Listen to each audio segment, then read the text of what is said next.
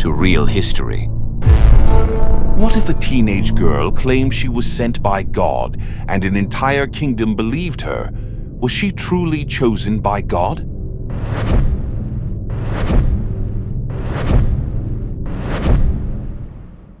Joan of Arc, the girl who heard God's voice. The village of Domremy lay nestled in the valley of the Meuse, like a secret the war had forgotten. Stone cottages with thatched roofs clustered around the ancient church, their smoke drifting lazily into the gray Norman sky. In springtime, the meadows surrounding the village burst into wildflowers, and the river sang its eternal song. It was a place of profound quietness, the kind of quietness that only small villages know, where time moves differently than it does in cities, where the rhythms of the seasons matter more than the marching of armies. In the year 1412, on a day no one thought worth remembering, a girl was born into this quiet world. Her name was Jeanne, though the world would come to know her as Joan. Her father was Jacques d'Arc, a man of some standing in the village. A farmer, yes, but also a man trusted to collect taxes, a man whose voice carried weight in local matters. Her mother was Isabelle Romay, a woman of faith so profound that it seemed almost tangible, something that emanated from her like warmth from a fire. Joan was the fifth child in a family that owned more land than their neighbors, that held themselves with the quiet pride of those accustomed to respect. She grew up in a world of fieldwork and household tasks, of church bells marking the hours of prayer, of pious devotion woven as naturally into daily life as the threads that her mother taught her to sew. She was, by all accounts, an ordinary girl, dutiful, hard-working, perhaps more serious than her peers, but thoroughly ordinary. But France, in the year of Joan's birth, was anything but ordinary. Across the kingdom, armies marched. The 100 Years' War had been grinding on for more than 70 years, a ceaseless conflict between the kings of France and England, a war that showed no sign of ending, that seemed to have become simply the condition of existence for an entire generation. In 1415, when Joan was only 3 years old, the French had suffered a catastrophic defeat at a place called Agincourt, a field so soaked in blood that survivors said the English archers had barely needed their arrows. The French knights had simply fallen over one another in their eagerness to die. That defeat had broken something in France. It had broken the authority of the French nobility. It had broken the dreams of a kingdom that had seemed eternal and unchangeable. And 5 years later, with the Treaty of Troyes, something had broken even more fundamentally. The Dauphin, the heir to the French throne, a young man named Charles, had been declared illegitimate by his own father. The English King Henry V was now recognized as the rightful heir to France itself. In the regions controlled by the English and their Burgundy allies, French was still spoken, but it was spoken with a different weight, a different hopelessness. In the regions still loyal to the Dauphin, morale had become a thing of memory. The French cause seemed lost, the English seemed invincible. And in the little village of Domremy, a girl grew up in this shadow of defeat. Joan was never meant to matter.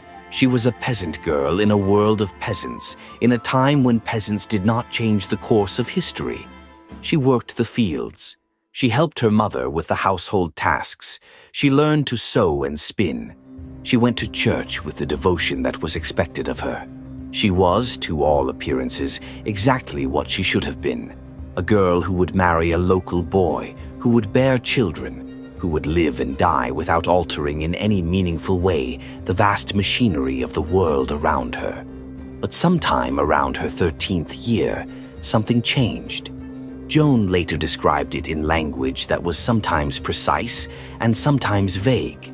As if the thing itself was difficult to put into words, she was in her father's garden when she heard a voice. It was not a voice that came through her ears in the ordinary way. It was accompanied by a brightness, a light that seemed to come from somewhere beyond the visible world. The voice spoke to her with clarity and authority. It identified itself as the voice of Saint Michael the Archangel. The voice told her that she was chosen, that God had a purpose for her, that she must be virtuous, must remain pure, must listen carefully to what the voice told her to do. The voice promised her guidance and protection. Over the following years, Joan came to recognize multiple voices. Alongside Saint Michael came the voices of Saint Catherine of Alexandria and Saint Margaret of Antioch. These voices visited her repeatedly. They grew more insistent. They pushed her toward a singular, impossible conclusion: that she, Joan d'Arc, a peasant girl from Domremy, had been chosen by God for a sacred purpose. By the year 1428, when Joan was approximately 16 years old, the voices had told her something specific, something that transformed her from a girl troubled by visions into a girl with a mission. The voices told her that she must go to the Dauphin, that she must convince him to let her join his army, that through her God would save France. It was an extraordinary claim. It was also, from any rational perspective, impossible. But Joan had learned to trust the voices more than she trusted reason. In May 1428, she made her first attempt. She walked to the nearby town of Vaucouleurs, where a military captain named Robert de Baudricourt held command of a fortress still loyal to the Dauphin. She approached him with her request that he provide her with an armed escort to take her to the Dauphin in the south, to Chinon, where the heir to the French throne now held his court in exile. Baudricourt did what any reasonable man would do. He laughed at her. This girl, this peasant, this nobody, was asking him to provide military support for a journey based on her claim that God had chosen her. It was the sort of thing that got people accused of madness or worse. Baudricourt sent her away, told her to find a husband and forget these delusions. Joan returned to Domremy, but the voices did not leave her. For months she lived with the knowledge that she had failed in her mission, that she had been rejected, that the voices continued to insist on something that seemed impossible to achieve. The pressure of this contradiction between what the voices demanded and what the world made possible must have been nearly unbearable. She was a dutiful daughter, obedient to her parents, pious in her faith. But she was also absolutely committed to the voices that no one else could hear, to the mission that no one else believed in. Then, in January of 1429, something shifted. Joan returned to Vaucouleurs. This time she came not alone, but accompanied by others from her village. Men who had come to believe in her, or at least to believe that she should be given a chance. She was more insistent this time, more assured. She spoke with an authority that seemed to come from something beyond herself. And Baudricourt, confronted with news of military disasters elsewhere in the kingdom. The siege of Orléans was failing. The English seemed on the verge of a final, crushing victory. Began to wonder if, after all, there might be something to this girl's claims. Or at least, he thought, what did France have to lose by letting her try? In February 1429, Baudricourt capitulated. He provided Joan with a horse, a suit of armor, and a small escort of soldiers. She cut her hair short, dressed in the clothes of a man, and set out on the most dangerous journey of her life. The road to Chinon led through territory controlled by the English and their allies. Joan and her small group had to move carefully, avoiding main roads, riding by night when possible, taking roundabout routes. It took approximately 11 days. For a girl who had never before left her home, who had never before done anything in the ordinary sense remarkable, the journey itself was an achievement of extraordinary will. When she finally reached the court of Charles, the Dauphin, in March of 1429, she was a figure of absolute strangeness. Here was this peasant girl, claiming to have been sent by God, demanding an audience with the future king of France. The court was full of men who had been trained from birth to rule, to judge character, to see through lies and manipulation. They looked at her with the mixture of curiosity and skepticism that such a figure deserved. Charles VII, as he would later become known, was at this time a young man of 25 or 26. handsome in his own way, but overshadowed by his older brother's glory and by his father's public rejection of him. He had been exiled to the south, cut off from the traditional centers of French power. He was surrounded by advisors who offered conflicting counsel. He was, in short, a desperate man ruling a desperate kingdom. When Joan was brought before him, some accounts, though historians rightly treat these with skepticism, claimed that he attempted to trick her. He supposedly hid himself among his courtiers to see if she could identify him. According to these accounts, Joan looked directly at him and spoke his name. What is certain is that, after an initial period of skepticism, Charles became convinced that Joan should be allowed to continue. But first, she would have to be examined. For the next several weeks, Joan was subjected to scrutiny of a kind designed to determine whether she was a saint, a fraud, or a madwoman. Theologians and priests from the ecclesiastical court of Poitiers questioned her relentlessly. They examined her knowledge of the Christian faith, looking for any sign of heresy or demonic influence. They questioned her about the nature of her visions, about how she knew they came from God and not from the devil. And then, in an examination that was as humiliating as it was thorough, they verified that she was indeed a virgin. In the medieval understanding of the world, virginity was sacred, a mark of divine favor.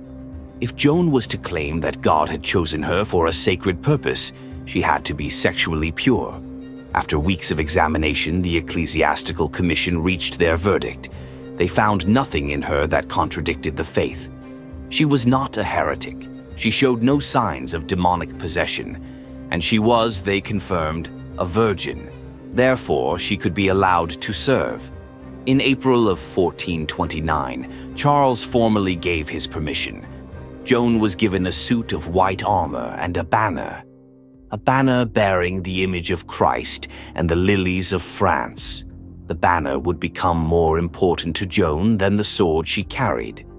When she was later asked about her role in battle, she would insist that she carried no sword with intent to kill, that she carried instead the banner, and that it was the banner, not any violence, that gave her power. She was also given something equally important, a small group of commanders who believed in her enough to follow her into battle. The first great test came almost immediately. Orléans, a city of crucial strategic importance to the Dauphin's cause, had been under siege by the English since October of 1428.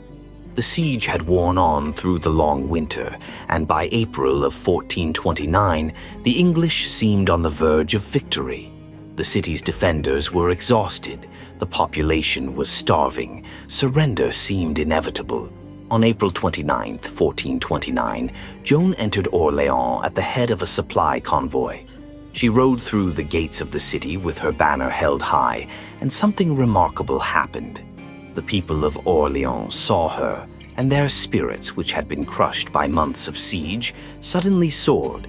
Here was this young woman, convinced of her own divine purpose, riding through their streets with absolute certainty in her bearing, and that certainty was infectious. Word spread through the city.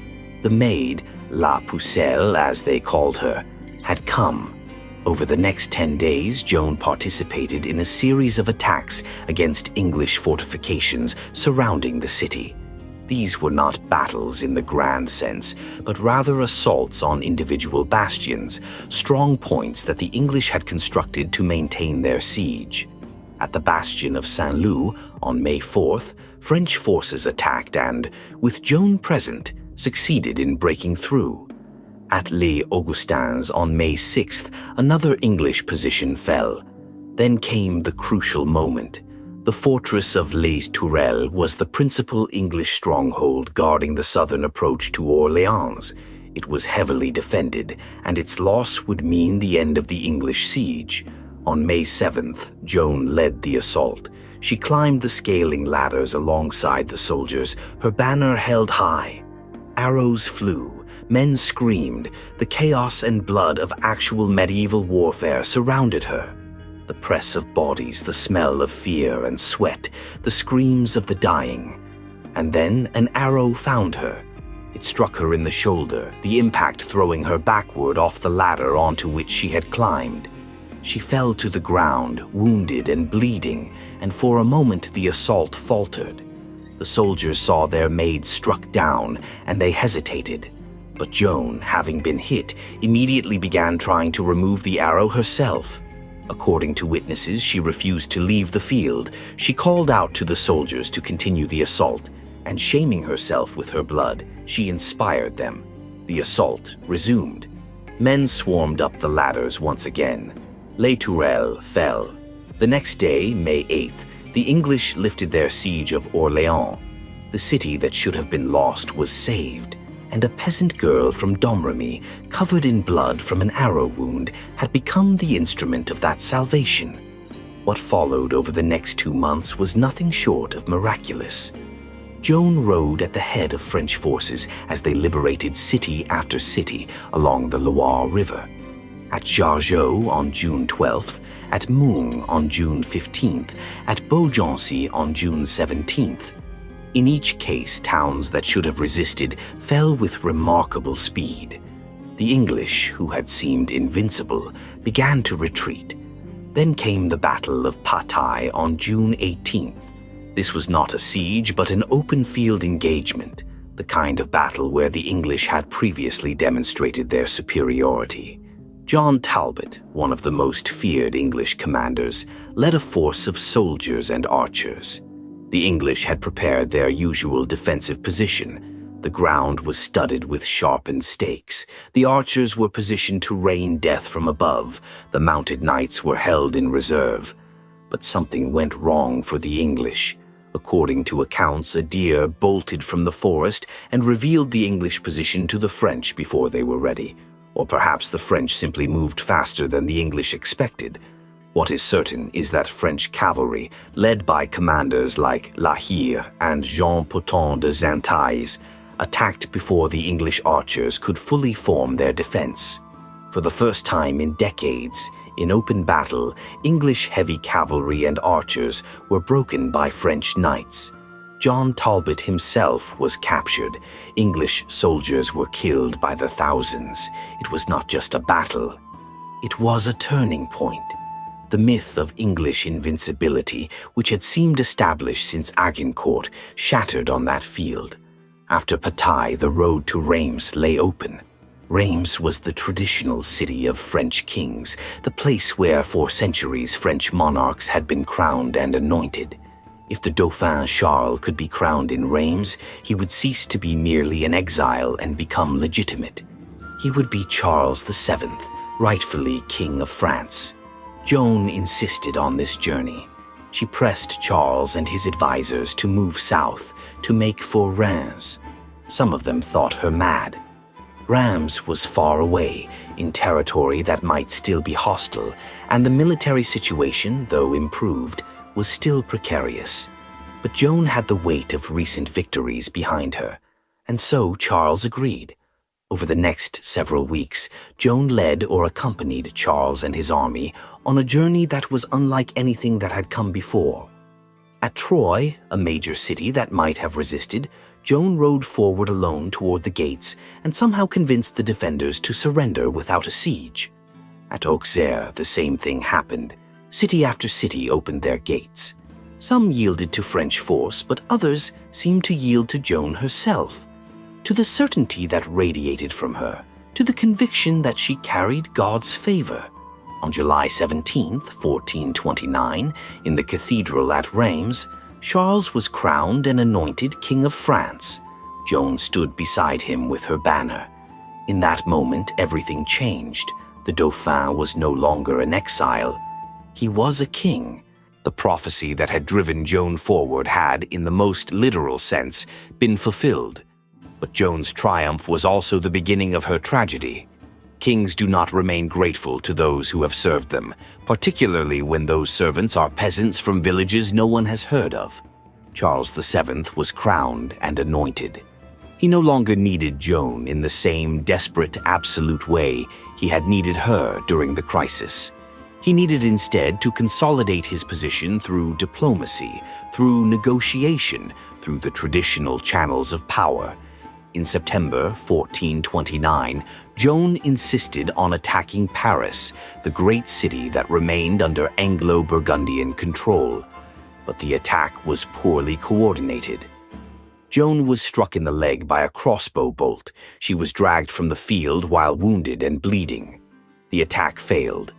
Paris remained in enemy hands, and something had shifted. The Dauphin's advisors, who had been willing to follow this peasant girl when she was winning miraculous victories, began to question whether she was still useful now that the worst crisis had passed. Military success had a way of breeding caution. The desperate willingness to believe in the impossible had given way to pragmatic calculations about cost and benefit. Joan did not go home. She continued to campaign through the fall and winter of 1429 and into 1430, but her victories no longer came so easily. The magic, if it had ever been magic, seemed to be fading. The English and their allies, having recovered from their shock, began to mount a coordinated response. Joan's invincibility, which had seemed absolute at Orléans, began to show cracks. And then came May 1430, and the city of Compiègne. Compiègne was a French city under siege by Burgundian forces allied with the English. Joan, still committed to her mission of driving out the occupiers, went to help defend it. On May 23rd, she led a sally from the gates to harass the besiegers. But something went wrong. The gate was closed before she could return. Joan found herself outside the walls, surrounded by enemies, with no way back to safety. She was seized and dragged from her horse. After more than a year of miraculous victories, of seeming to be protected by divine favor, Joan of Arc was taken prisoner. The Burgundians who captured her understood immediately what they had captured. They held the most valuable prisoner in all of France, the girl who had turned the war against England, the symbol of French hope. Within months, they sold her to the English for approximately 10,000 gold francs. In December 1430, Joan was delivered to Rouen, the center of English power in Normandy.